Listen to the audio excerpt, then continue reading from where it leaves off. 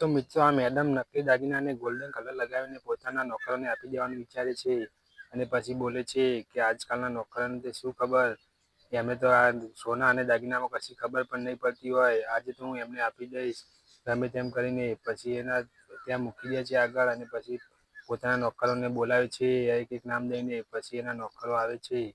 ત્યારે એના નોકરો દોડતા આવે છે અને પછી કહે છે કે બોલો મેડમ શું હતું? ત્યારે પેલા મેડમ કહે છે અને કહે છે કે આ લાવી તમને હું ફ્રીમાં આપી દઈશ એમ કરીને જોવા માંગે છે હું તમને આ પૈસા પણ નહીં લઉં. જોયું છે ત્યારે કહે છે કે આ તો ઓરિજિનલ દાગીના છે. ત્યારે પેલો કહે છે કે આવા દાગીના આપણને બીજે ક્યાંય નહીં મળે, આ તો મેડમ છે તે આપણને આપે છે. ત્યારે પેલી મેડમ કહે છે લઈ લો. ત્યારે આ ભાઈ નોકર એમને પૈસા આપીને તરત જ દાગીના લઈ લે છે અને જતા રહે છે. પછી એનો માલિક આવે છે અને આવીને બોલે છે ત્યારે તમે આ શું કરી છે? તમે આ નોકરોને કેમ નકલી દાગીના આપીને પૈસા લઈ લીધા છે? એમ કરીને પછી પકડી પાડે છે.